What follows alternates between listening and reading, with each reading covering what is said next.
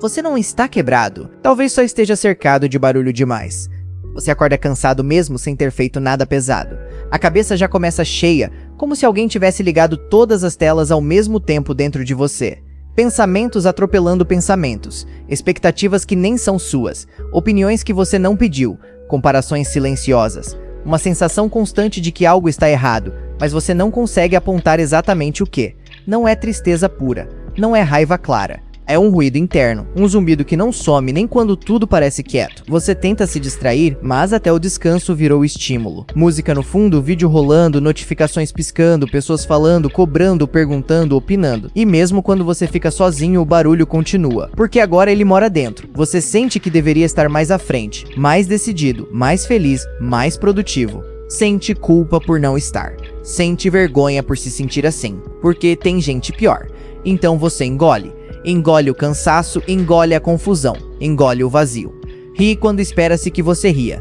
Finge normalidade. Mas por dentro tudo soa alto demais. Como se o mundo estivesse gritando o tempo todo. E você não tivesse mais espaço para ouvir a própria respiração. Você não sabe explicar isso em palavras simples, então diz, tô bem, só cansado. É fase. Mas no fundo sabe, não é só cansaço. É excesso. Excesso de vozes dizendo quem você deveria ser. Excesso de caminhos abertos e nenhum que pareça seu. Excesso de informações, estímulos, escolhas, urgências. Um peso invisível que não aparece em exames, não vira diagnóstico fácil, não ganha nome bonito. Só dói. Silenciosamente. Constantemente. Disseram que liberdade era ter 1000 opções. Disseram que estar conectado era estar acompanhado. Disseram que se você se esforçasse o bastante, se adaptasse, se moldasse, tudo faria sentido. Mas ninguém te avisou que esse mundo funciona como uma sala cheia de gente falando ao mesmo tempo, cada um puxando você para um lado diferente. Seja alguém, seja rápido, seja interessante, seja forte, seja feliz, seja tudo. Agora.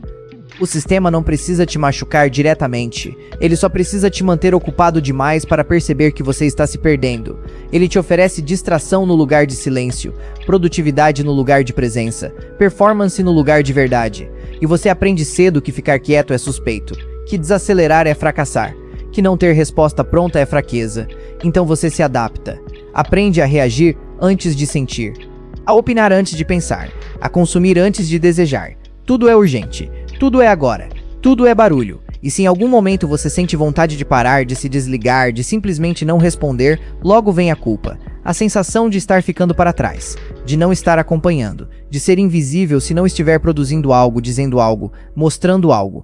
O mundo não te dá espaço para não saber, para duvidar. Para ficar em silêncio, ele te empurra respostas prontas, identidades embaladas, sonhos pré-fabricados. E quando isso não encaixa em você, o problema parece ser seu. Mas talvez não seja inadequação, talvez seja saturação, talvez sua angústia não seja sinal de fraqueza, mas de lucidez em um ambiente que nunca cala. Talvez essa confusão toda não seja falta de direção, mas excesso de interferência.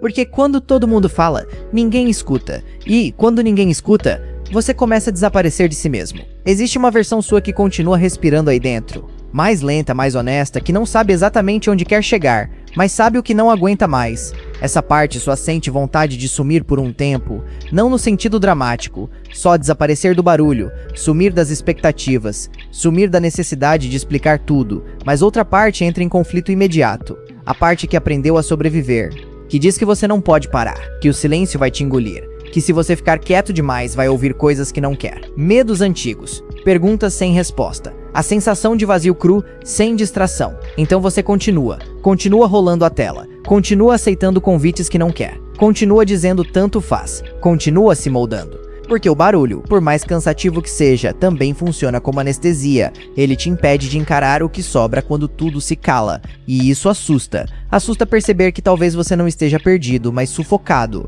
Que talvez não falte sentido, mas espaço. Que talvez a angústia não venha de dentro, mas do excesso de fora. Ainda assim, desligar parece perigoso. Porque quem você seria sem as vozes dizendo o que pensar? Sem o ritmo imposto? Sem a constante validação externa? Existe um medo silencioso de não encontrar nada quando o som abaixar, ou pior, de finalmente se encontrar, e perceber que você viveu muito tempo distante de si mesmo, tentando acompanhar um mundo que nunca diminui o volume.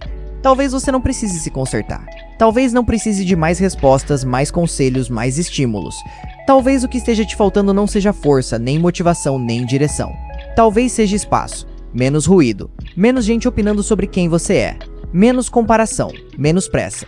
Não como solução mágica, não como fuga romântica, mas como uma pergunta incômoda que ninguém te ensinou a fazer: o que sobra de você quando o barulho para? Porque no fundo, o silêncio não resolve nada, ele só revela. Revela o cansaço que você vinha ignorando, revela os desejos que não cabiam na agenda, revela as dúvidas que foram abafadas, revela a solidão que sempre esteve ali, só que agora sem distração. E talvez seja por isso que o mundo faz tanto barulho.